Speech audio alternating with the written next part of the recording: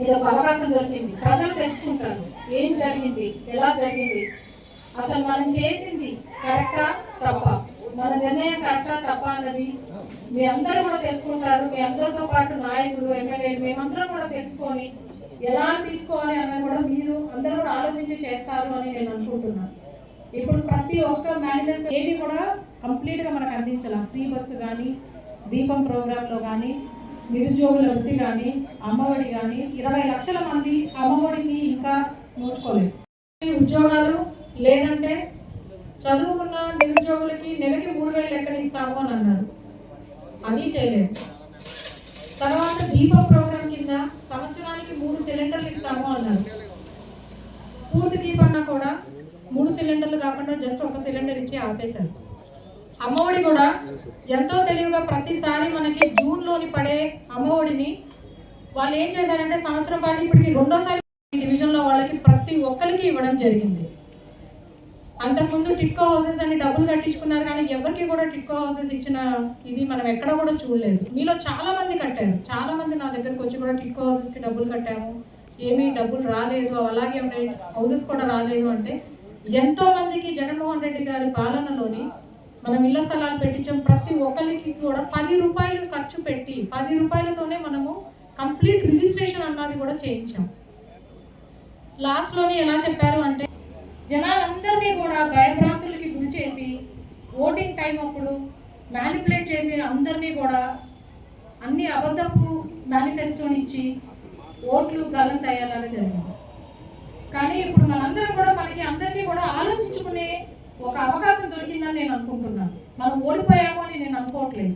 మనకు ఒక ఆలోచించుకునే అవకాశం దొరికింది. నాయకులకు కానీ, కార్యకర్తలకు కానీ, ప్రతి ఒక్కరికి కానీ, మహిళలకు కానీ, నిరుద్యోగులకు కానీ, వాలంటీర్ వైఎస్ఆర్ పార్టీ కుటుంబ సభ్యులకు ఎంత మంచి కార్యక్రమం ఇక్కడ ఏర్పాటు చేసి నాతో పాటు కలిసి నడుస్తున్న నా సోదరి శ్రవంతి గారికి అందరికీ కూడా నా నమస్కారం.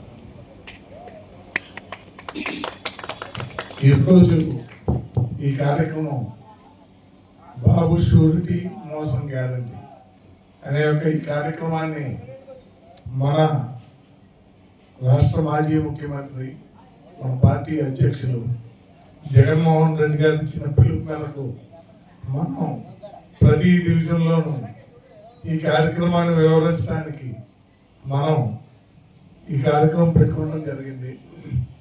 దీంట్లో ఆల్రెడీ బాబు గారు లాస్ట్ ఇయర్ గద్దెనెక్కి ఇప్పుడు ఈ సంవత్సరం పూర్తయింది.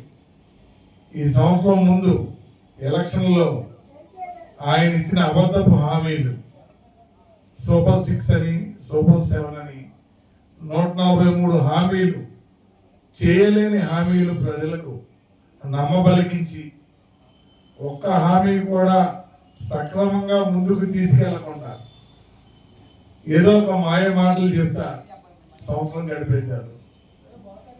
ఈ సంవత్సరంలో పెన్షన్ విధానం ఒకటి, అంతకుముందు జగన్మోహన్ రెడ్డి గారు 3000 ఇచ్చిన పెన్షన్ని 4000 చేసి ప్రజలకు ఇస్తున్నామని చూపించి జగన్మోహన్ రెడ్డి గారు ఇచ్చిన పెన్షన్లో 25% పెన్షన్లు కోత విధించి ఆయన ఆ ఉన్న డబ్బుల్నే అటు చేసి పెన్షన్ ఇస్తున్నామని చెప్పారు.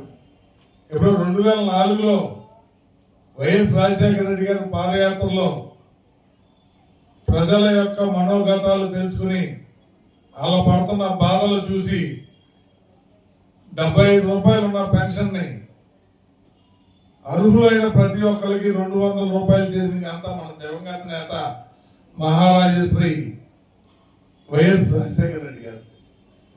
దాన్ని 2019లో గద్దెనెక్కగానే జగన్మోహన్ రెడ్డి గారు 2000 చేయడం జరిగింది. అర్హులైన ప్రతి ఒక్కరికి వైఎస్ఆర్ కాంగ్రెస్ గవర్నమెంట్లో పార్టీ చూడలేదు, కులం చూడలేదు, మతం చూడలేదు, ఎవరైతే అర్హత ఉన్నారో వాళ్ళందరికీ జగన్మోహన్ రెడ్డి గారు ఇచ్చిన నవరత్నాల పథకాలు ప్రతి ఒక్కరికి అందుబాటులోకి వచ్చినాయి. అలాగే ఆయన ఉన్న 5 సంవత్సరాలు అప్పు చేశానా ఇంకోటి చేశానా ఎవరితోటి చెప్పలా.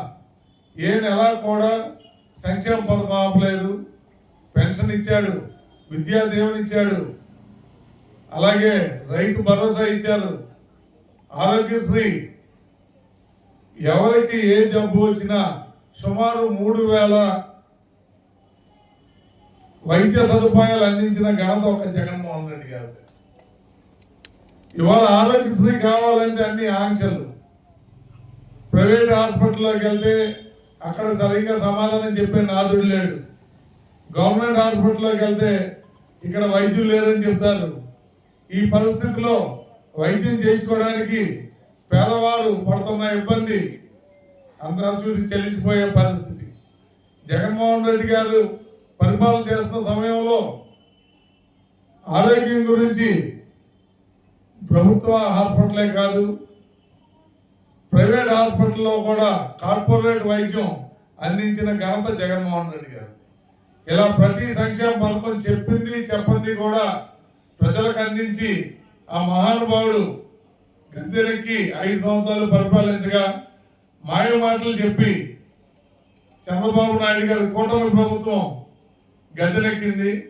ఈ హామీ ఒక్కటే చేయలేదు. దాన్ని మనం ప్రశ్నిస్తానికి ఇప్పుడు మీకు ఫోన్లో ఇచ్చిన యాప్లో క్యూఆర్ కోడ్ ఉంటుంది. ఆ క్యూఆర్ కోడ్ ఓపెన్ చేస్తే ప్రతి కుటుంబం సంవత్సరానికి 1,04,000 రూపాయలు నష్టపోయింది. అది మనం ఎలా నష్టపోయిన వివరం విద్యా దీవెనలో కానీ పెన్షన్ విధానంలో కానీ 3,000 రూపాయలు నిరుద్యోగ వృత్తి ఇస్తానన్నది కానీ ఆడపిల్లలకు 18 సంవత్సరాలు దాటిన తర్వాత 1,500 రూపాయలు నెలకి ఇస్తానన్న హామీ కానీ 50 సంవత్సరాలు దాటిన ప్రతి ఒక్కరికి ఆంక్షలు లేకోకుండా పెన్షన్ విధానం ఇస్తానని నమ్మబలికిన విధానం కానీ వీటన్నిటిలోని ఏ హామీ అమలుపరచలేదు. కాబట్టి దీనిపై అందరూ ప్రశ్నిద్దాం. మీరు మీ ఇంటి పక్కన వాళ్ళకి ఎక్కడికి వెళ్ళకల్లా మీ ఇంటి పక్కన వాళ్ళకి దీని గురించి వివరంగా చెప్పండి. అందరూ దీన్ని తెలుసుకునే విధానంగా చేయండి. జగన్మోహన్ రెడ్డి గారు మళ్ళీ గద్దెనెక్కితే మనందరికీ ఈ చెడు అంతా పోతే మంచి జరుగుతుందని అందరికీ సౌకర్యంగా చెప్తారని, అలాగే ఏలూరు నగరంలో వైఎస్ఆర్ కాంగ్రెస్ పార్టీ 5 సంవత్సరాలు పరిపాలించిన తర్వాత 2024లో అనూహ్య ఓటమి చెంది మన నాయకులందరూ నైరాశ్యంలో ఉండగా చాలామంది నాయకులు మన యొక్క పార్టీని వీడి వెళ్ళిపోవడం జరిగింది. అలాంటి సమయంలో ఏలూరులో మన ఈ సీనియర్ నాయకులు అలాగే 12 మంది గౌరవ కార్పొరేటర్లు మనం 47 మంది గెలిచాం. 47 మందిలో చాలామంది పదవి కాంక్షతో జగన్మోహన్ రెడ్డి గారు పెట్టిన భిక్షని వాళ్ళు సొంతం అనుకుని పార్టీని వదిలి వెళ్ళిపోయారు. అలాంటి సమయంలో 12 మంది మన గుడిదేవి శ్రీనివాసరావు నుండి సుధీర్ బాబు గారు, కిలాడి జ్యోతి గారు, అలాగే స్రవంతి గారు, అలా 12 మంది మేము జగన్మోహన్ రెడ్డి గారు వెంటే ఉంటామని వాళ్ళందరూ నడిపిస్తున్న విధానంతో నేను ముందుకెళ్ళడానికి నేను చేసిన సాహసానికి వాళ్ళందరూ నా వెనకాల సమిధులై నడుస్తున్నందున మీ అందరితో నేను ఈ వైఎస్ఆర్ పార్టీని ముందుకు తీసుకెళ్తున్నా.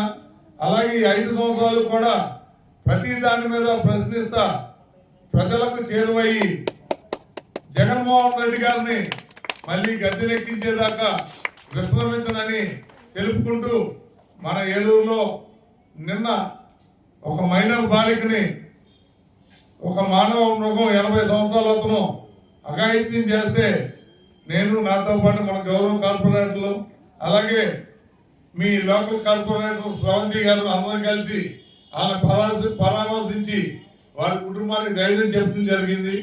ఇలా ప్రతిపక్షంలో ఉండి మనం ప్రశ్నిస్తేనే ఎదుటి వారు దానికి ముందుకు వచ్చి వాళ్ళకి న్యాయం చేస్తారు. కాబట్టి ఏ చిన్నదున్నా మీరు ఇక్కడ లోకల్ కార్పొరేటర్ స్రవంతి గారికి అలాగే నా ఆఫీసులో నేను నాకు చెప్పి ప్రతి ఒక్కరికి మంచి జరుగుతానికి మా తోడ్పాటు ఇవ్వడానికి మేము ముందున్నాం.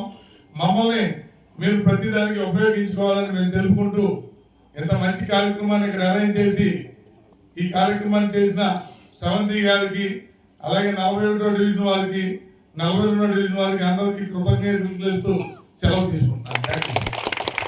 సభని విజయవంతం చేసినందుకు ధన్యవాదాలు తెలియజేస్తూ నమస్కరించుకుంటున్నాను. Thank you.